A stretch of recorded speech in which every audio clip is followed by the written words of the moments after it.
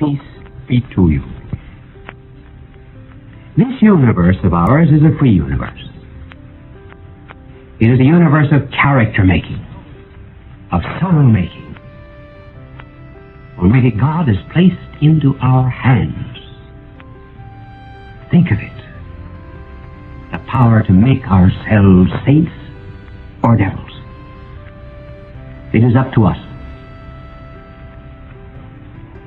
There are some laws that we cannot disobey. For example, the law of gravitation and certain biological laws like circulation of blood.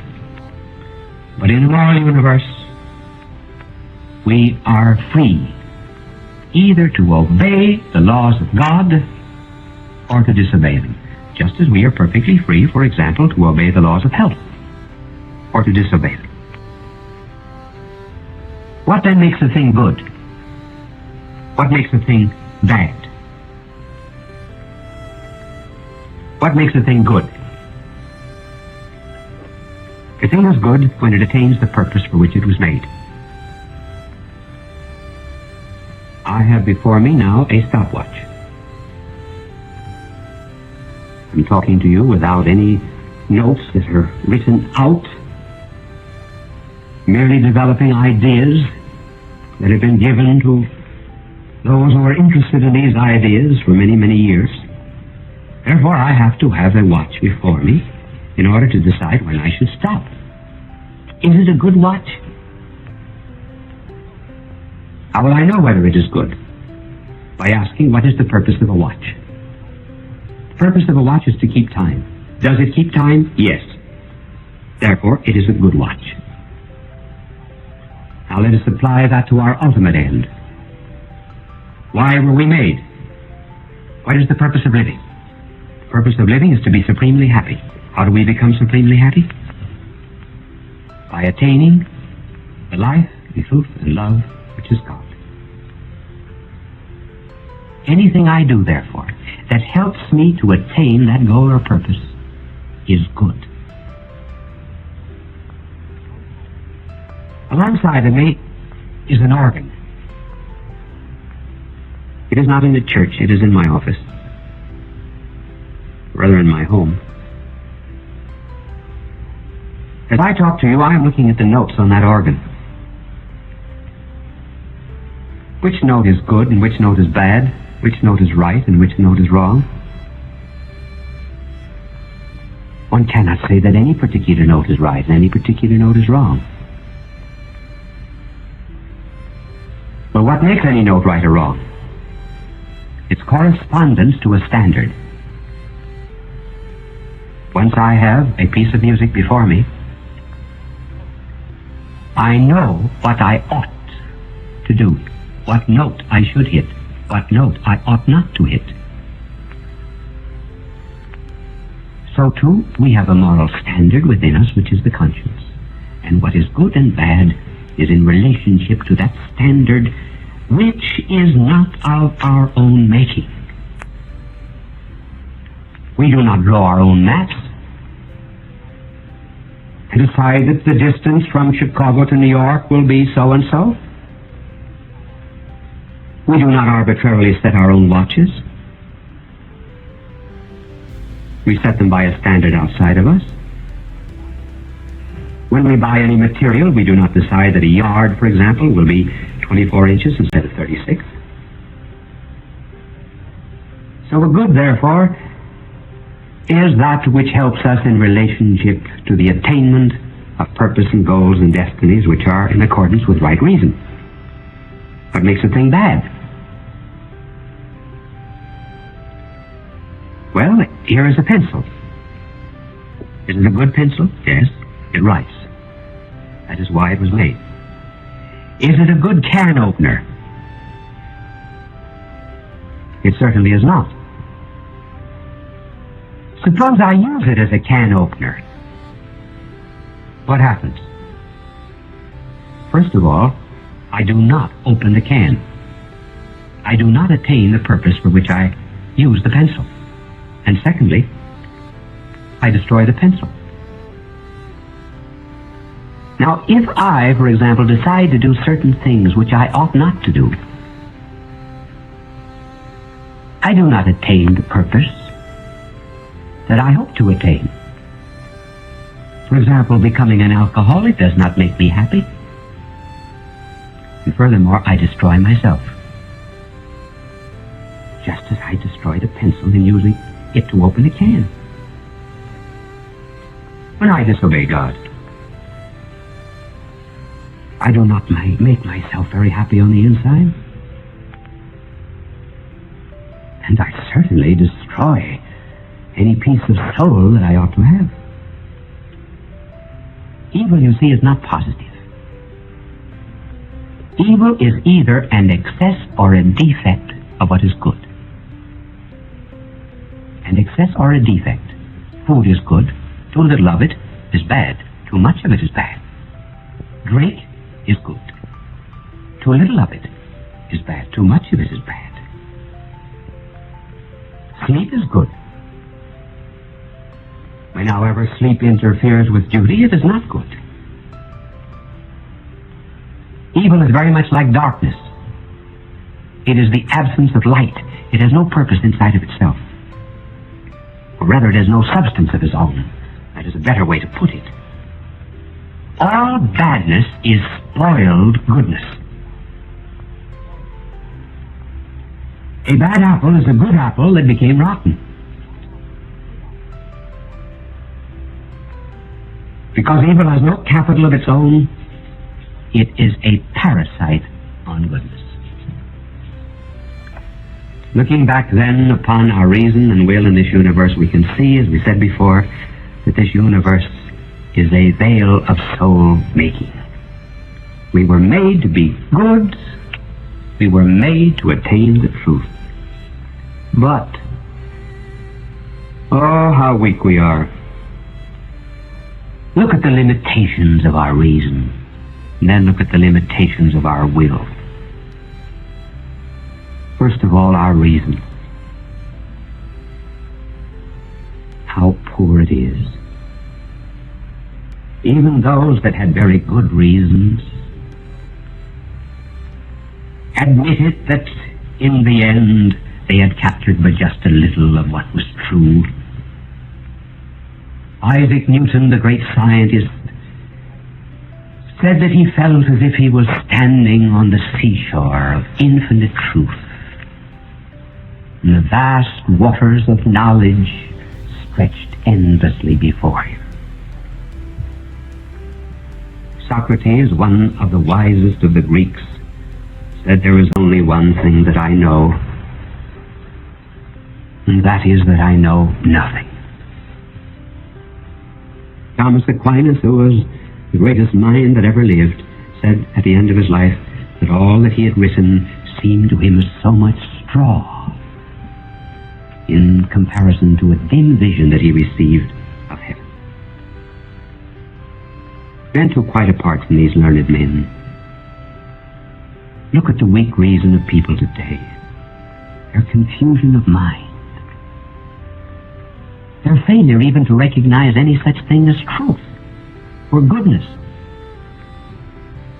They will read one book on Monday and they will say, oh, I'm a materialist. Then they'll read another book on Tuesday and they're communist. Then they read another book later on in the week and they reject both of those systems. They're laying down tracts one day, tearing them up the next. They're planting seed one week, tearing the seed up the next.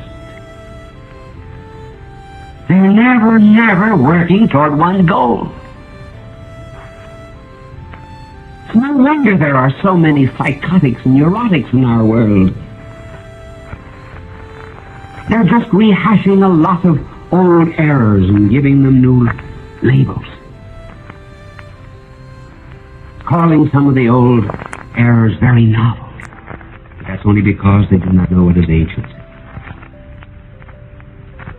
Not only is our reason weak, but also our will. Even when we know what is right, how hard it is sometimes to do it. We are besieged by temptations. We often feel very much like Gacy, who said that he often wondered why he was one man, because he felt there was enough evil in him and goodness to make both a rogue and a gentleman. St. Augustine said, we may have occasion to quote this again, whatever I am not what I ought to be.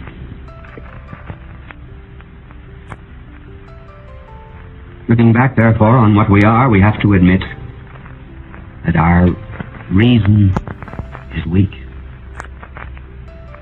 Our will is feeble. Our mind is dark. Our will is lame. We need help. We need more truth for our mind. We need more love and goodness for our will. Where are we going to get it? Could God give it to us? Oh, certainly God could give it to us, not because we are worthy, because rather it seems that it would be in keeping with His goodness to tell us something and to give us added power. And furthermore, we are teachable, we have minds. God could certainly give us new truths. Our nature is constantly receiving invisible forces. We would not have flowers and trees if there were no sun communicating light that we do not see. It is only that by which we see. So God might send either a visible or an invisible force to illumine us. And then also He could strengthen our will. And that certainly we need. We cannot lift ourselves with the lobes of our ears. Our aspirations are too weak. Look at the resolutions we take on New Year's and break. We need power. And that power has got to come from the outside. An electric light bulb is useless unless power is supplied from without. We have a stomach, but we need food from the outside. We have ears, but we need sound from the outside. Well, very well, then God might indeed illumine our reason, but how would we know it? Suppose there was such a thing as revelation. Could we tell? Certainly there are many who make claims to be messengers from God. Reason has to set up certain standards, even before there is any revelation. We just simply cannot allow some man to come upon the stage of history and say, listen to me, I am from God. Or I had a revelation. I once received a telegram from someone, and the telegram read, report to Port 53, New York Harbor, to receive illumination from the Holy Spirit.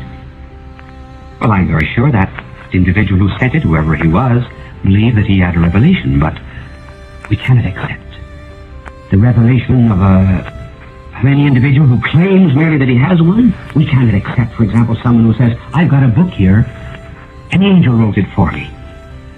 Why, this world of ours will be filled with crackpots. If Skyak came to this country from Mars, we would say, show me your passport. How do I know you are from Mars?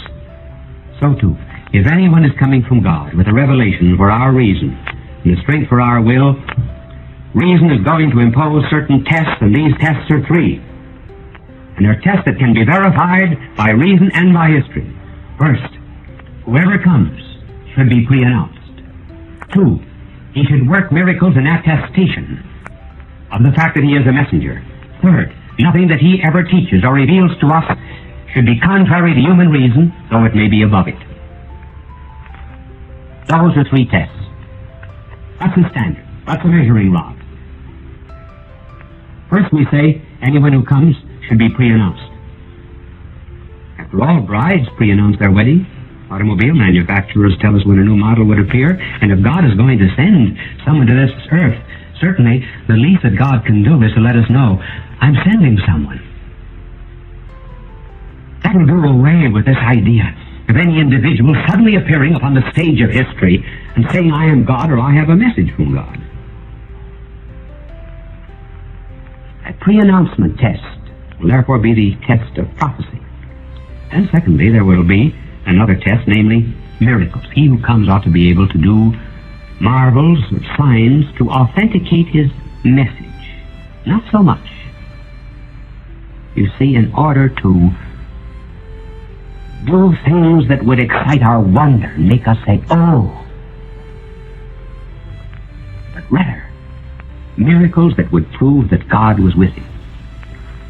And then thirdly, certainly anyone who comes to this earth must never in his teaching contradict human reason. We may indeed have, mysteries revealed to us that are above our reason. But they can never be contrary. For example, if anyone comes and teaches immorality, or that the soul is not immortal, well, we would know such a person could not come from God, because statements of this kind are contrary to reason. Looking back, then, we have three measuring rods or tests, designed by reason, applicable to history. Now, line up all the claimants that come from God according to their works. March them out. Line them up. Stand there, one by one. Let us say to them, we are going to judge you. Buddha, Confucius, Laozi, Mohammed, Marx, Brahmins, witch doctors, Hindu philosophers, university professors, Eddy, Heidegger, anyone you please, and the founder of the latest cult in New York or Los Angeles. Stand there. We want to ask you questions. First, and we're just going to use one test in this lesson. Were you ever pre-announced? Any one of you? Answer. Buddha? Did anyone ever know that you were coming to this earth? Confucius. Was the place of your birth prophesied? Socrates. Did anyone foretell that you would die of hemlock juice? Mohammed. Was there ever an ancient tradition that you would be born among a certain people? Was there ever a description as to how you would die? Did any one of your mothers know that you were coming? Is there a single one of you that can point to an historical record in which it was foretold where you would live, where you would die, how you would die, what would be your character, the manner of your teaching, the kind of enemies that you would provoke and evoke by the dignity of teaching? Answer me. Is there no one that can step out? Up to this moment, you see, we have not regarded Christ as any different from any other messenger from God. Now one steps out of the ranks. What is your name? My name is Jesus Christ. Were you ever pre-announced? Are there any historical records long before your coming describing the details of your existence? Are there documents attesting to the work that you would do and the purpose of your coming? He is the only one that can answer yes. So we say to the others, step back. You may be interesting, but you do not satisfy my first test. You were not pre-announced. And that's the least that God could do. You have only your own word. But we are interested in the person of Christ. He says he was pre-announced. In that case, we will have to study the documents. That will be the subject of the next